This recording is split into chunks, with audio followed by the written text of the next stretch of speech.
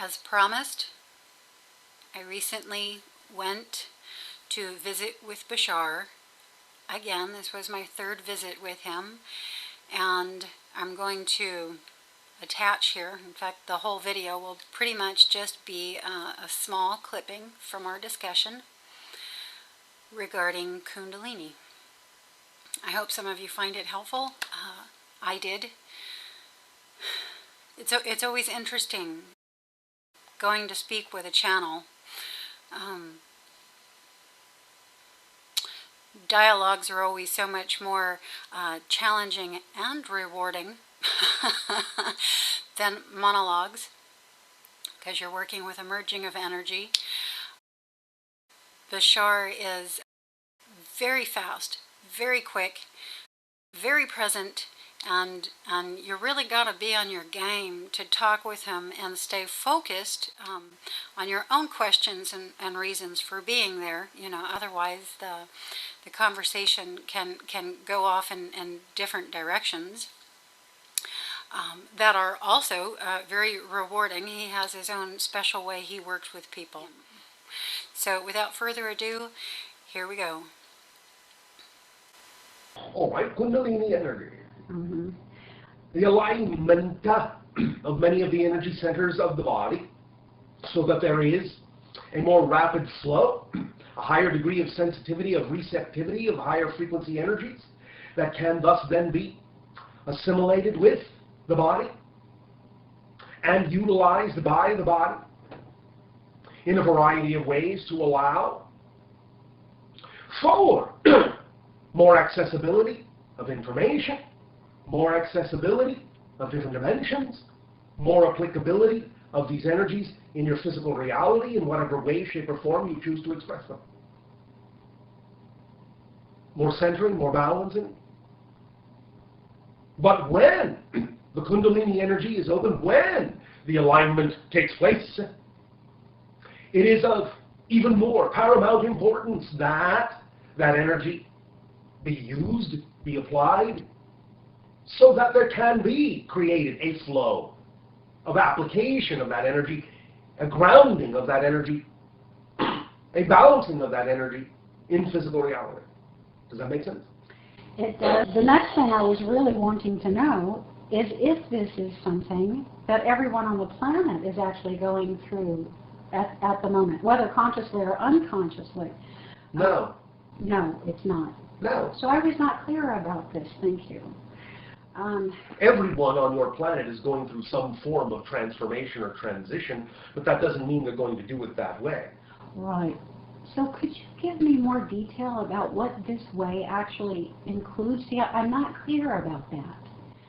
The way that you are attracting to yourself includes the ability of creating states, creating vibrational states of being that will allow the people that you wish to interact with more familiarity with high-frequency states that are representative of the dimension of spirit into which they are transitioning, so that they can ease into it, in a sense, so that they can become used to the idea of the state and see fewer barriers, fewer veils, fewer borders between the physical and the non-physical, so that in getting used to the state that you can provide for them, that you can teach them to get into, by allowing yourself to vibrate at that level, allowing them to feel that energy, you can get them used to the idea that the transition is not as big a transition as they may think, and that it is easier for them thus to simply transition from one state to another, because it's not necessarily that great of a leap.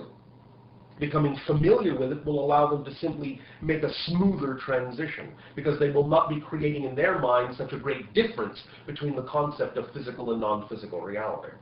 That makes sense. Thank you. Thanks. And then how does this differ from the way other people are doing it, or from the transitions other people are making? Well, fundamentally, there is no difference, in the sense that everyone simply creates a state. That's the fundamental similarity.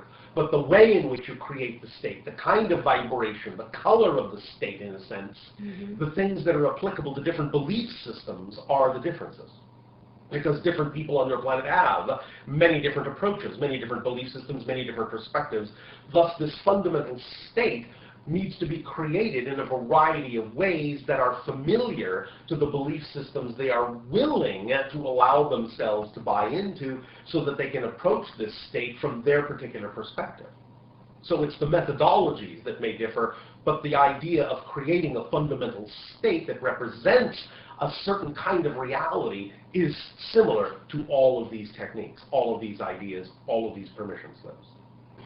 Okay. So some people are doing what we call going out of body Yes. and astral projecting. Yes. And they claim to have they're not experiencing Kundalini, or so not to their awareness. Not in the same way necessarily, no. There are many different, again, as we said, ways in which a person can approach this particular kind of recognition, realization, or experience. It doesn't necessarily have to be through the methodology you are exploring. Can you give me an example of how someone would do this without the assistance of Kundalini? We are not necessarily saying that Kundalini energy is not involved. What we are simply saying is that their particular awareness of it, their particular relationship to it, doesn't necessarily allow them to experience it in the way that you're experiencing it. I got it. Thank you. That's big for me. All right. Okay.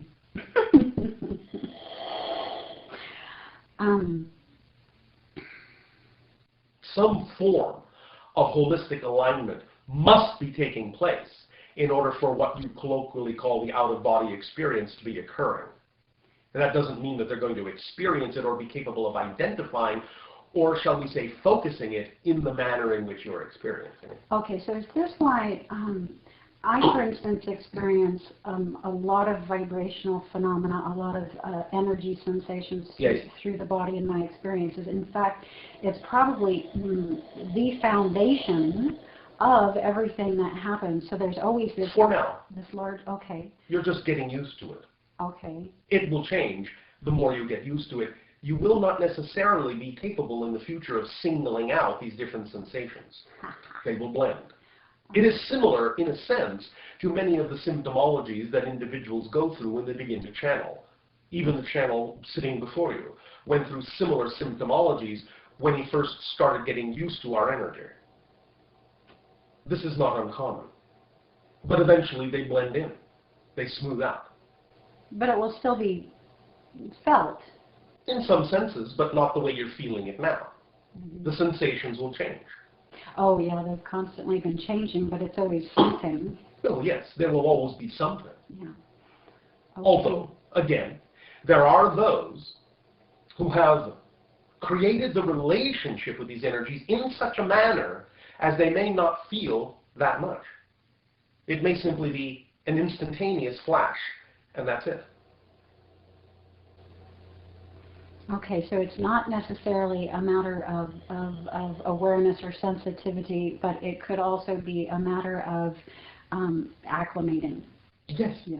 Okay. And it could also be a matter of doing it the way that works best for who it is you have designed your personality to be. Yeah, I tend to be more aware and can gain more detail if I'm aware of that, Yes. The various vibrations. Then that's the way you're going about it. Yes. Okay, so I just go about it in the way that I can gain the most detail, or that... As always, the way that works best for you is the way that works best. And so is everyone else. Yes. Okay, another, a big ding, ding, ding. Thank you. All right, ding, ding, ding. One of the things I've been experiencing, probably the most uncomfortable thing I've been experiencing since the onset of this, is an energy that comes through that makes my legs shake. Yes. Have you been experiencing this for more than a year? Yes. For more than 2? No. All right. Then you're still on track. All right. Can you... It sometimes will take, as typical in your society, 1, 2, sometimes even 3 years for all of these energies to, shall we say, amalgamate and acclimate and smooth out within your system. A lot of this is simply resistance, unconscious resistance from belief systems, from the personality construct, from things that you are interacting with in your environment physiologically. All these things will eventually smooth out. They are taking whatever time is necessary for them to take to smooth out in a manner that you can handle. Don't push it too hard. It's become sequentially less. I mean, on a scale of 1 to 10, when it began, it was a 12. Yes. And now? And now it's like a 1. But yes. Well, then you can see that there is progress. Oh, yes. I was just wanting to hear from you your perspective of what that is, and you just told yes. me. Again, when these new energies come into the system, they will go through the different systems of the body, both physiologically, neurologically, energetically, so on and so forth. Mm-hmm. And they will work, in a sense, to smooth out whatever resistances or blocks there may be based on belief systems that were frozen into the personality construct. Mm-hmm. Thus, then, they are simply working their way through the knots. Okay. And untying them one at a time, in whatever manner works best for you. Makes perfect sense. Yes. There's something that I've discovered many things to help I've discovered many things to help the energy flow when this happens, because of course you can't sleep through it or rest through it. And one of the things recently is I discovered that if I laid on my stomach and swam my lower body from side to side for a period of time, maybe 10 minutes, yes. When I stopped, it literally feels like my whole entire body is dematerializing. Yes. It's because you're allowing yourself to mimic, in physical terms, the wavelength of the vibration you're dealing with. And by mimicking it, you align with it. By aligning with it, in a sense, you become less material. Absolutely heavenly. But at a certain point, I lose consciousness. That's all. Is there something that you could maybe help me with? No. Okay. Because that is what needs to happen. I would like to be able to retain consciousness through that particular experience. Eventually you may, but what I'm telling you is that's what needs to happen. Mm-hmm. The technique is the idea of aligning with the energy to the point where if you actually go farther with it, you will find that you will, in fact, dematerialize. Yes. But the point is you may not rematerialize. The point at which you lose consciousness is the point at which you need to go in order to maintain the materiality and configure the energy into your material construct so that you can remain in physical reality and do the work that you chose to do. If you go any further at this point, you will not remain in physical reality. That answers another question. Yes. Thank you. Well, I try to explain to people that I feel I actually am dematerializing, but the majority of them feel I'm crazy. That's all right. And these are people who also OBN, etc. But, okay, yes. So great. Remember, confirmation there. In a sense, all of you dematerialize billions of times a day. This is how you shift from one reality to another, in a sense. Yes. But the idea is that you are gaining some conscious recognition of that experience, but it will only go as far as it needs to go to allow you to maintain some degree of materiality in order to do what you chose to do in physical reality. If it goes any further, you would simply completely dematerialize into spirit, and you would actually lose the point of having that experience. I understand. So you are putting a governor on yourself to take yourself as far as you need to go and no further, so that you will maintain the ability to apply what you are learning in your physical life. Thank you. I'm very accustomed to materializing and dematerializing in the other realms. Yes. That's how I travel. So it wouldn't be that I would dematerialize from the physical and materialize in what we call the non-physical, or just any of the other dimensions. And then I would not be able to materialize back here, or you think I would simply choose not to? You would be in a state where you would choose not to. I understand. And you are thus then, in that sense, not wanting to get to a point where that becomes your paramount choice. Because you do, at this point, want to maintain the connection to physical reality. So you're not letting yourself get there. Yeah, there's more people I want to yes. Group with. Therefore, you don't want to go beyond the timing that you chose for this life. You could, but you actually don't prefer to. So you're putting those clamps, those brakes on yourself. You just helped me see something you were probably trying to get me to see or help me to see at the beginning. Yes. That's it.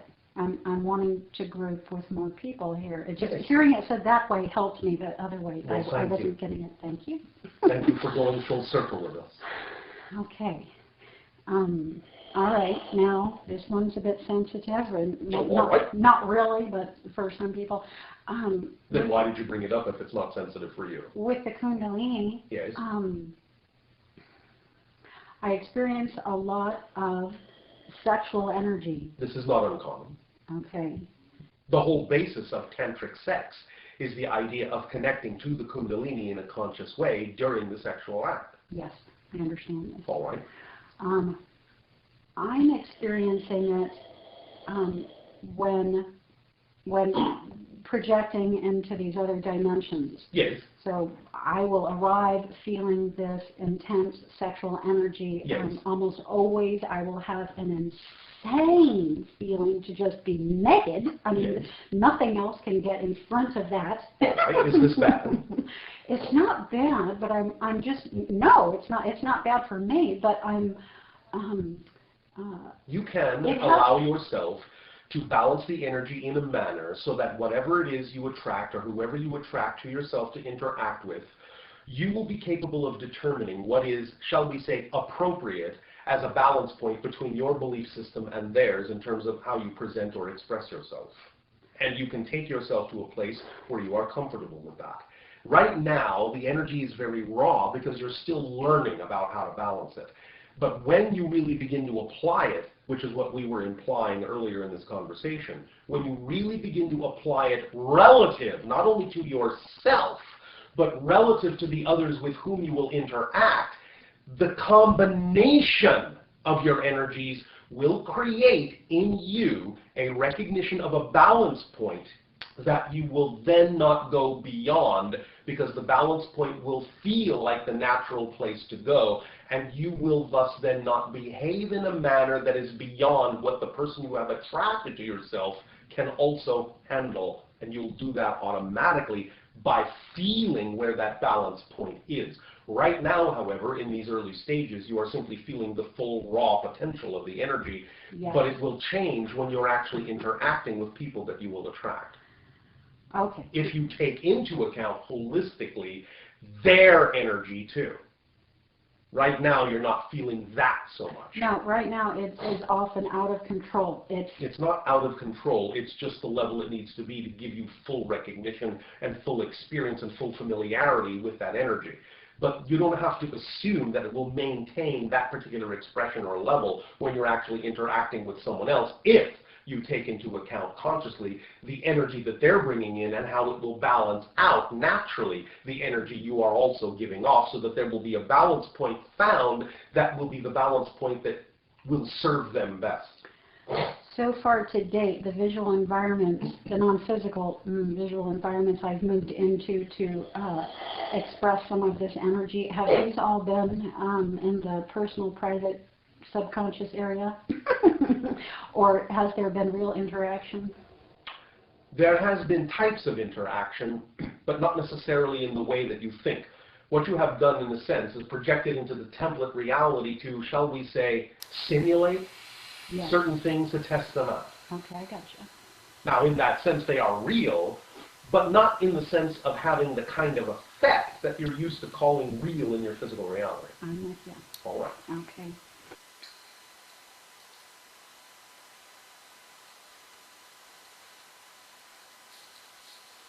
So what did you think? Was there anything in here for you?